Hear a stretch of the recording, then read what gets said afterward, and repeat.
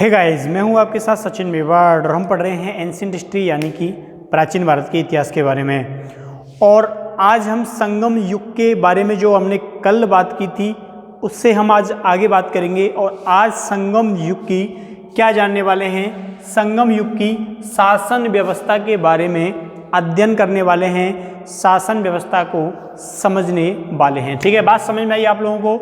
तो संगम युग की शासन व्यवस्था के बारे में आज चर्चा करेंगे।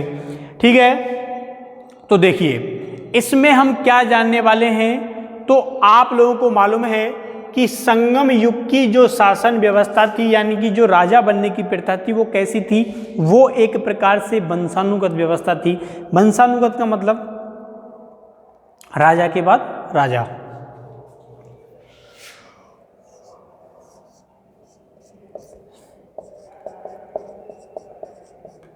संगम युग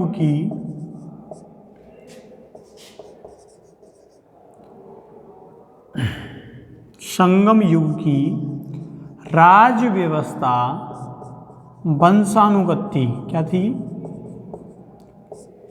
वंशानुगत थी। ठीक है, वंशानुगत थी जिसमें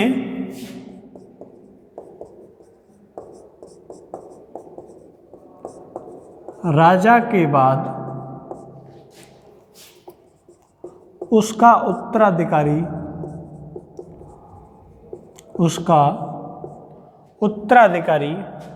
राजा बनता था। उसका उत्तराधिकारी राजा बनता था। संगम युग की जो राज व्यवस्था थी वो कैसी थी? वंशानुगत थी, और जिसमें राजा के बाद जो उसका पुत्र राजा होता है वो क्या बनता है? राजा बनता है। ठीक है, इसमें राजा को कार्बेन, इरेबन और अधिराज कहा जाता था।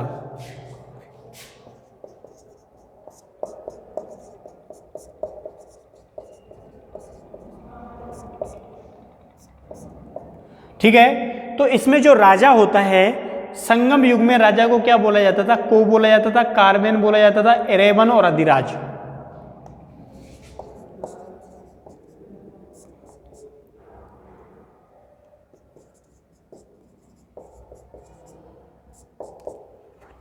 ठीक है, किस नाम से जाना जाता था राजा को?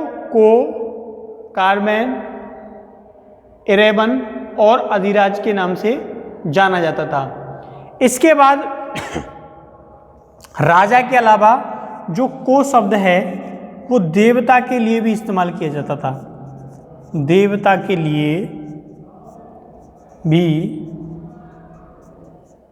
प्रयोग में लाया जाता था। प्रयोग में लाया जाता था। ठीक है, तो ये शब्द कॉमन था जो कि दोनों के लिए इस्तेमाल होता था। देवता के लिए भी इस्तेमाल होता था और राजा के लिए भी इस शब्द का प्रयोग किया जाता था। ठीक है, अब जैसे कोई राजा युद्ध जीत गया तो वो राजा क्या करेगा? परास्त राजा का जो मुकुट होता है, परास्त राजा का जो मुकुट होता है उसको लेके आएगा और उनकी माला बनवाएगा और उस माला को टांग के घूमेगा, जिससे जनता को पता चले कि राजा के द्वारा क्या किया गया है। ठीक है, बात समझ में आई? इसके अलावा पुलगुर अभिलेख में राज्य अभिषेक समारोह का महत्व है। पुलगुर अभिलेख में राज्य अभिषेक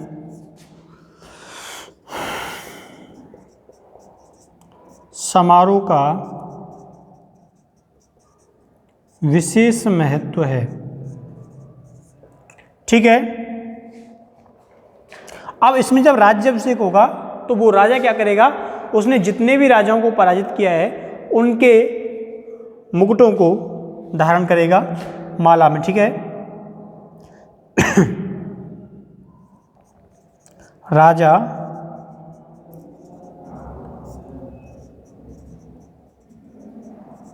पराजित राजाओं के मुकुटों को धारण करता है। ठीक है, तो राजा जो होता है वो पराजित राजाओं के जो मुकुट होते हैं उनको क्या करता है, धारण करता है। ठीक है, ये बात समझ में आई आप लोगों को। चलिए, इसमें एक नई जानकारी और मिलती है, इसमें एक नई जानकारी और मिलती है। क्या मिलता है कि राजा की मृत्यु के पश्चात वहाँ जो उसके सामंत हुआ करते थे वो भी क्या कर लेते थे, आत्महत्या कर लेते थे। ठीक है, तो राजा की मृत्यु के पश्चात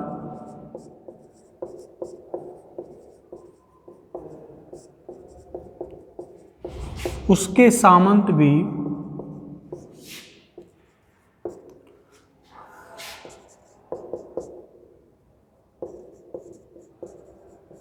आत्महत्या कर लिया करते थे। ठीक है, तो राजा की मृत्यु के पश्चात उसके जो सामंत होते थे वो भी उनका राजा मर गया तो उसके बाद सामंतों में ये प्रथा प्रचलन में हो गई कि राजा की जो मृत्यु है उसके पश्चात उसके जो सामंत हैं वो भी क्या कर लेंगे, आत्महत्या कर लेंगे। ठीक है, बात समझ में आई। इसको गरुण और सहवासी कहा जाता था। क्या कहा जाता था, इसको गरुण और सहवासी के नाम से जाना जाता था। गरुड़ एवं सहवासी के नाम से जाना जाता था। ठीक है, तो जल्दी से नोट डाउन कीजिए, फिर इसको मिटाते हैं।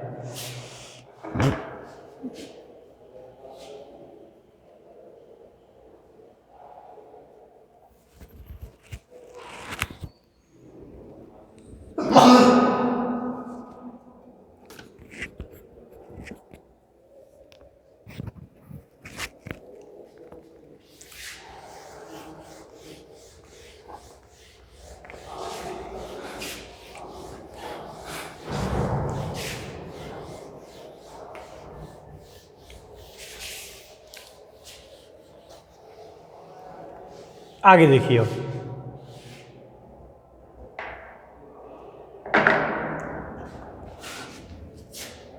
देखिए पंचावरम। अब पंचावरम क्या होती थी, पंचावरम तो राजा की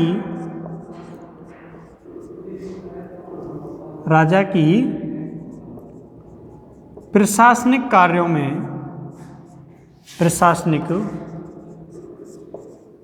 में सहायता के लिए इसकी स्थापना की गई। इसकी स्थापना की गई। ठीक है, किसकी स्थापना की गई, पंचावरम की स्थापना की गई। पंचावरम जो है वो राजा के लिए प्रशासनिक कार्यों में मदद किया करती थी और यह 5 लोगों की, कितने लोगों की, 4 और 1 5, 3 और 2 5, तो 5 लोगों की संस्था थी। 5 लोगों की संस्था थी। पंचावरम 5 लोगों की प्रशासनिक कार्य में सहायता करने के लिए इसकी स्थापना की गई और 5 लोगों की संस्था ये थी। बात समझ में आई, कितने लोगों की संस्था थी, 5 लोगों की ये संस्था थी। अब आगे बढ़ते हैं। पंचावरम एक सहायता करने के लिए संस्था हो गई। इसके अलावा पेरुनल बोलते हैं राजा का जन्म दिवस। क्या बोलते हैं, पेरुनल। पेरुनल का मतलब क्या होता है, राजा का जन्म दिवस। ठीक है, राजा का जो जन्म दिवस है उसे किस नाम से जानते थे, पेरुनल। पेरुनल के नाम से राजा के जन्म दिवस को माना जाता था। इसके अलावा राजा के पुत्रों को इलेगो कहते थे। क्या कहते थे, इलेगो। क्या अर्थ होता था इसका, राजा के पुत्र। तो संगम युग में राजा के पुत्रों को किस नाम से जाना जाता था, तो इलेगो के नाम से जाना जाता था। और इसके अलावा ओर्रार या बे जो थे वो गुप्तचर संस्था थी। क्या बोला मैंने? एर्रार या बे, ठीक है।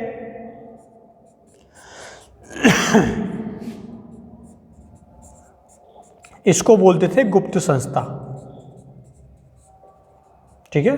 पूछा जा सकता है कि संगम युग में गुप्त संस्था को किस नाम से जानते थे?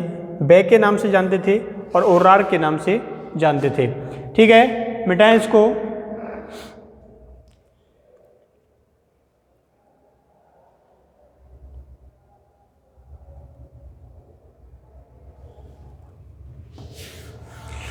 अब देखिए मंडरम।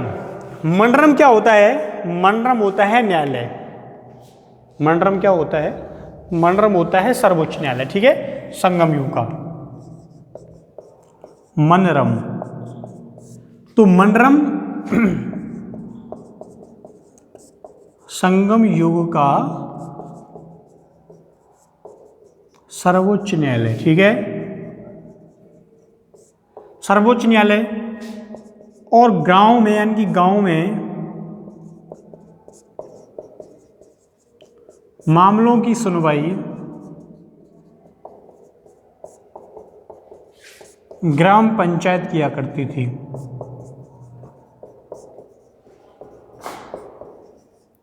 ठीक है, कौन किया करती थी? तो मंडरम तो संगम युग का सर्वोच्च न्यायालय, और गांव में न्यायालयों की सुनवाई ग्राम पंचायत जो है वो किया करती थी। बात समझ में आई आप लोगों को? तो क्या बोलते हैं उसको? मंडरम। मंडरम का मतलब न्यायालय। चलिए अब हम देखते हैं सैन्य प्रशासन को। किसको देखते हैं? संगम युग के सैन्य प्रशासन की जो महत्वपूर्ण बातें हैं उनको देखते हैं कि सैन्य प्रशासन में आखिर क्या क्या होता था। सैन्य प्रशासन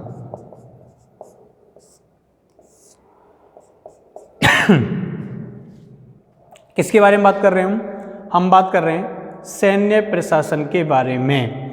तो संगमकालीन युद्ध पद्धति का वर्णन करने वाला एकमात्र साहित्य है कल्ली बेगी। ठीक है, तो जानकारी कहाँ से मिलती है? कल्ली बेगी से जानकारी मिलती है। ठीक है, कहाँ से जानकारी मिलती है? कल्ली बेगी से इसकी जानकारी मिलती है। तो लिख लेना है संगम साहित्य की जानकारी देने वाला, जानकारी संगम साहित्य की देने वाला एकमात्र, ठीक है, संगम साहित्य की जानकारी देने वाला एकमात्र साहित्य कौन सा है? कल्ली बेगी है। कल्ली बेगी से किसकी जानकारी मिलती है? सैन्य प्रशासन की जानकारी मिलती है। तो इसमें यह बताया गया है कि सेना जो थी वो चतुर्संगड़ी थी। कैसी थी सेना?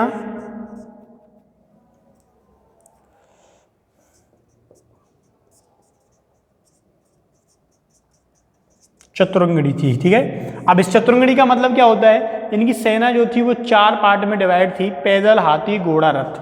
ठीक है, पैदल, हाथी,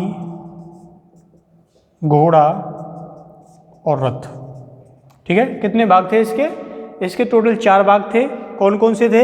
एक पैदल सेना थी, एक हाथियों की सेना थी, एक घोड़ों की सेना थी और एक रथ की सेना थी। तो सेना कैसी थी?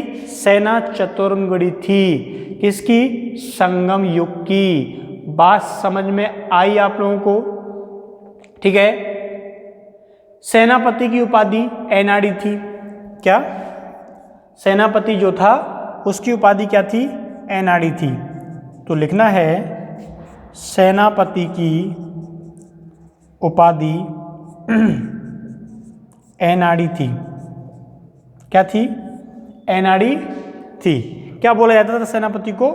एनाड़ी बोला जाता था। कब बोला जाता था? संगम काल में बोला जाता था। ठीक है, और युद्ध भूमि में शौर्य प्रदर्शित करने वाले को मारिया कहते थे। क्या कहते थे? देखो यहां पे देख लो, मारिया। मारिया का अर्थ क्या होता है? तो युद्ध के समय शौर्य का प्रदर्शन करने वाला, शौर्य का प्रदर्शन करने वाला, यानी कि अच्छा जो युद्ध दिखाएगा, जो युद्ध क्षेत्र में एक नंबर की अच्छी लड़ाई करेगा, उसके लिए ये उपाधि दी जाती थी। मारिया नाम की उपाधि उसको प्रदान की जाती थी। ठीक है। और मृत जो सैनिक मर जाते थे उनके सम्मान में प्रस्तर, यहां पर लिख लेना, मृतक सैनिकों के लिए प्रस्तर स्तंभ बनवाया जाता था। प्रस्तर स्तंभ बनवाया जाता था। ठीक है, क्या बनवाया जाता था? प्रस्तर स्तंभ जो है वो बनवाया जाता था। किन के लिए? मृतक सैनिकों के लिए। उतारिए, फिर हम इसको मिटाते हैं। ठीक है, चलिए अब हम बात करने वाले हैं सामाजिक जीवन की, कि संगम युग का सामाजिक जीवन जो है वो किस प्रकार का था। सामाजिक जीवन जो है वो किस प्रकार का था।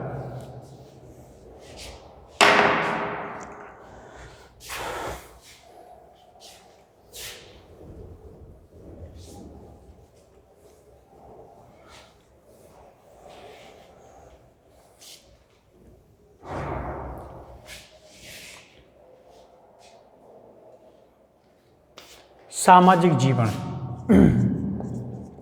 संगम युग का सामाजिक जीवन। ठीक है, 1 मिनट वेट करो तुम। ठीक है, देखिए अब सामाजिक जीवन देखिए तो संगम युगी में जो समाज था, संगम युगी में जो समाज था, सामाजिक जीवन समाज, तो संगम युग का जो समाज था,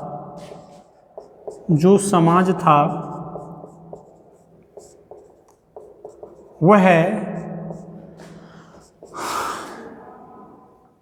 वर्ग में विभाजित था। वर्ग में विभाजित था। ठीक है, ना कि वर्ण में। यहां पर मैंने क्या लिखा है? मैंने यहां पे लिखा है वर्ग, मैंने यहाँ पे वर्ण नहीं लिखा। ठीक है, क्या नहीं लिखा? वर्ण नहीं लिखा। क्या लिखा है? क्या लिखा है? क्या लिखा है? वर्ग लिखा है। इसका मतलब क्या होता है? देखिए, वर्ण से सीधा सा मतलब हो जाता है ब्राह्मण, क्षत्रिय, वैश्य, शूद्र। लेकिन मैंने यहाँ क्या लिखा है? वर्ग लिखा है। यानी कि उस समय वर्ग वर्णात्मक व्यवस्था ना होके समाज को वर्गों के आधार पर डिवाइडेशन कर रखा था। कैसे? देखिए आगे। तो संगम युग का जो समाज था वो किस पर आधारित था? वर्ग पर आधारित था।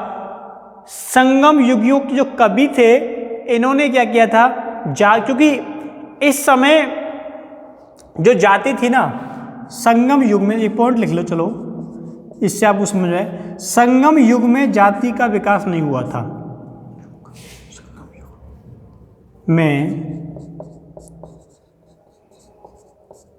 जाति का विकास नहीं हुआ था, नहीं हुआ था। ठीक है, संगम युग में जाति का विकास नहीं हुआ था। अब इन्होंने जब जाति का विकास नहीं हुआ तो फिर क्या किया?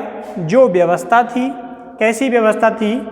तो जो मुख्य वंश थे उन्होंने क्या किया? इनका वर्गों में विभाजित कर दिया। वर्गों में विभाजित कर दिया तो जो श्रेष्ठ वर्ग थे, जैसे मैं उदाहरण के लिए बात करूं ब्राह्मणों की, तो ब्राह्मणों को शीर्ष स्थान पर रख दिया गया। ठीक है, ब्राह्मणों को शीर्ष स्थान पर रखा गया।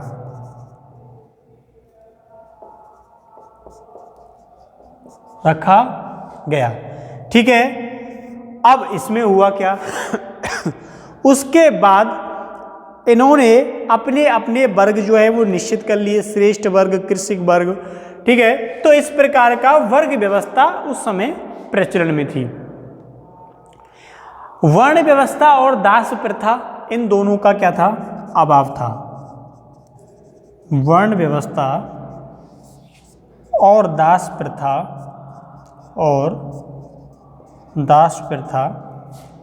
इन दोनों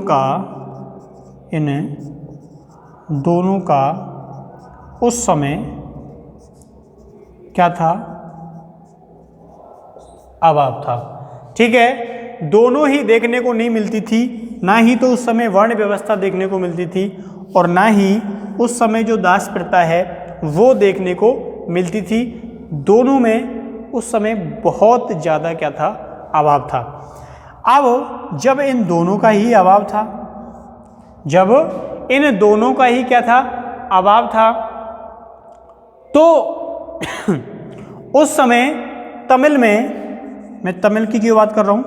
क्योंकि संगम वंश का मुख्य आधार यही है। तो तमिल में उस समय जो ब्राह्मण थे, वो उस समय मांस और मदिरा का क्या किया करते थे? सेवन किया करते थे, और उसको कोई बुराई के रूप में भी नहीं माना जाता था। ठीक है, उस समय ब्राह्मण मांस मदिरा का भी सेवन करते थे, सेवन किया करते थे। क्या किया करते थे? सेवन किया करते थे। क्या किया करते थे? सेवन किया करते थे।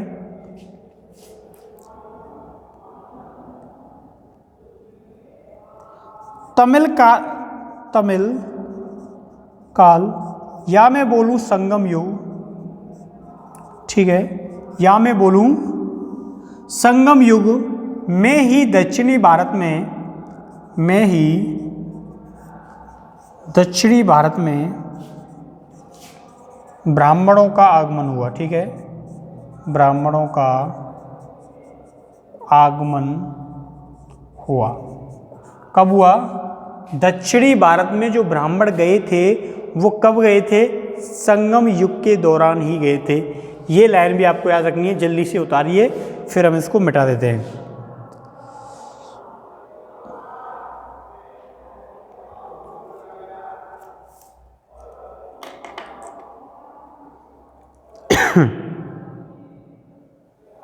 चलिए,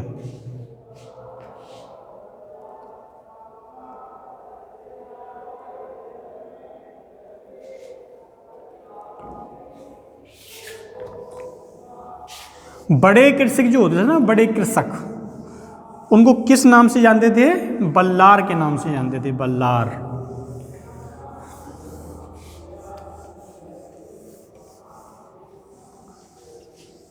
जो कृषक होते थे उनको बल्लार के नाम से जाना जाता था। ठीक है, चलिए, तो लिख लेना, क्या लिख लेना?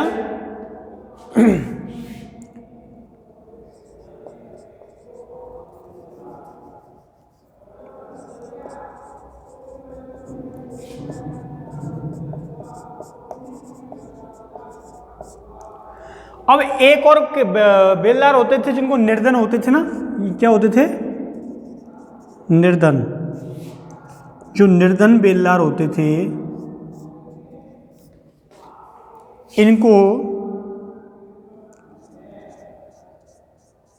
इसमें कृषक आते थे छोटे वाले, इसमें मजदूर आते थे।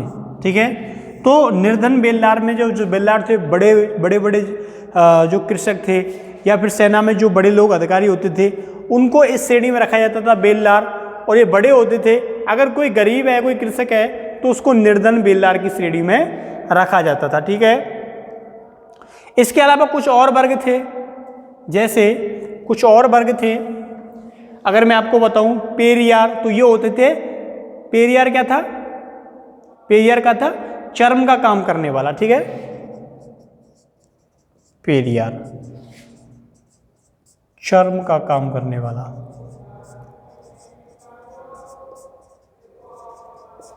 पेरियार किसको बोलते थे? जो चर्म का कार्य किया करता था। ठीक है।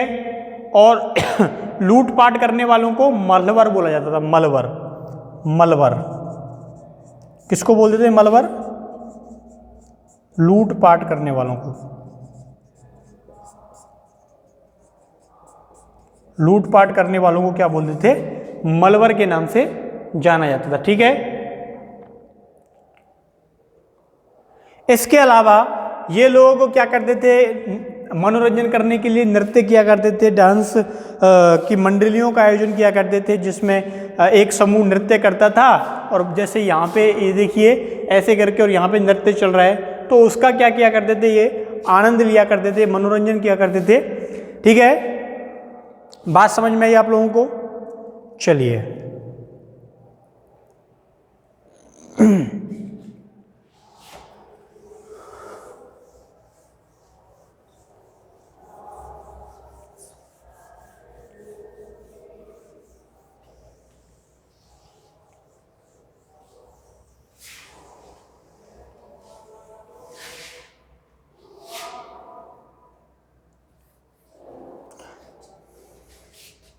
अब देखिए आर्थिक दिशा। आर्थिक दशा देखो कि संगम काल की जो आर्थिक दशा थी वो किस प्रकार की थी। ठीक है। संगम युग की जो आर्थिक दशा थी वो किस प्रकार की थी? तो आप लोगों को लिखना है कि संगम युग में आप लोगों ने गन्ना का नाम सुना है और आप लोगों ने रागी का नाम सुना है। किसका? रागी। तो रागी एवं गन्ना की फसल मुख्यतः हुआ करती थी, हुआ करती थी। कौन कौन सी? एक तो रागी और एक गन्ना। ठीक है। इसके अलावा भी धान की फसल हुआ करती थी। और कावेरी डेल्टा वाला जो भाग है वो क्या था? काफ़ी ज़्यादा उपजाऊ था। कावेरी डेल्टा का भाग काफ़ी उपजाऊ था, काफ़ी उपजाऊ था। कावेरी डेल्टा का भाग काफ़ी उपजाऊ भाग था। कौन सा भाग? कावेरी डेल्टा का जो भाग था वो काफ़ी उपजाऊ था। ऐसा बताते हैं कि अगर उस भाग में एक हाथी सो जाए तो उसी जगह पे जितने में हाथी सोता है उस जगह पे इतना अनाज हो जाए कि उसमें 7 आदमी जो हैं वो आराम से खाना खा सकते हैं, भरपेट खाना खा सकते हैं। ठीक है। यहाँ पे इस काल में भूमि कर जो था, भूमि कर आय का मुख्य स्रोत था। भूमि कर आय का मुख्य स्रोत था। ठीक है। अब देखिए मैं कुछ शब्दावली, आप इसको उतारिए, मैं कुछ शब्दावली आप लोगों के सामने लिखूंगा और उनके अर्थ मैं आपको बताऊंगा। ठीक है।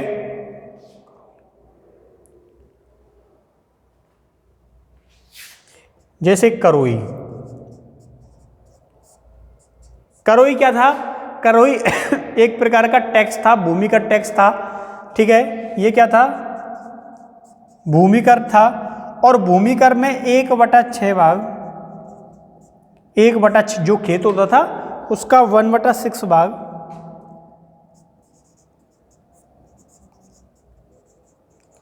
टैक्स के रूप में लिया जाता था। टैक्स के रूप में लिया जाता था। कितना? 1/6।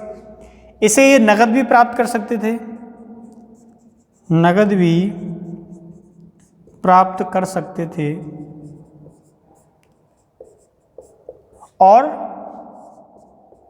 फसल के रूप में, फसल के रूप में, तो दोनों प्रकार से ये लिया जा सकता था। नगद भी ले सकते थे। क्या बोलते थे उसको? करोई बोलते थे, इरे बोलते थे या करे बोलते थे। एक ही नाम है, इरे या करे, इसी के ही नाम थे। करोई, एरे या करे। इसके अलावा बेली, एक टैक्स और था, क्या नाम था? बेली। ये कब लिया जाता था? ये भूमि की माप के लिए लिया जाता था, भूमि की माप। ठीक है, तो भूमि की माप जब करते थे तो उस समय बेली नामक जो टैक्स है वो लिया जाता था। चलिए मिटाते हैं इसको, फिर लिखेंगे।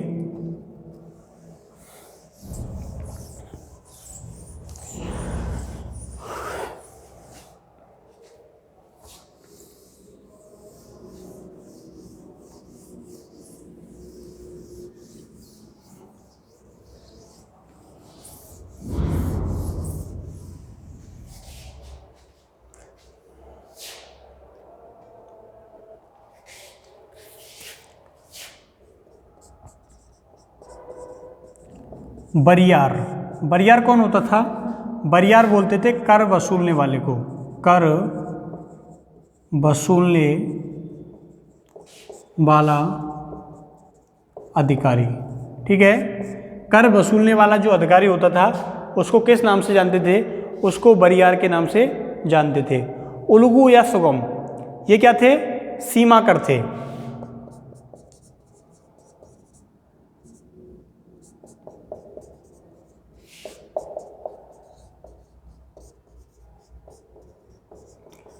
ये क्या थे? सीमा कर थे। ठीक है, इराबू जो था बलपूर्वक प्राप्त किया गया उपहार था। क्या? इराबू।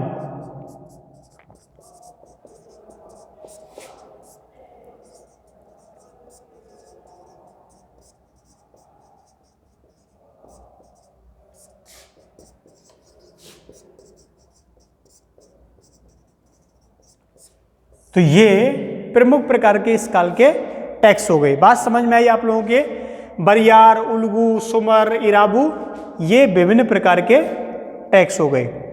ठीक है, चलिए, तो ये आपका था संगम काल, जिसमें हमने सैनिक प्रशासनिक व्यवस्था का अध्ययन किया। और अगले 2 दिन के अंदर ये जो संगम युग है वो क्या होता है? समाप्त होता है। तो कल फिर हम एक नए वंश के साथ, एक नए चैप्टर के साथ, एक नए लेक्चर के साथ आप लोगों के सामने आएंगे। उम्मीद है ये लेक्चर आपको समझ आया होगा, पसंद आया होगा। तो मिलते हैं कल यानी कि नेक्स्ट वीडियो में। तब तक के लिए थैंक यू, धन्यवाद, बाय बाय।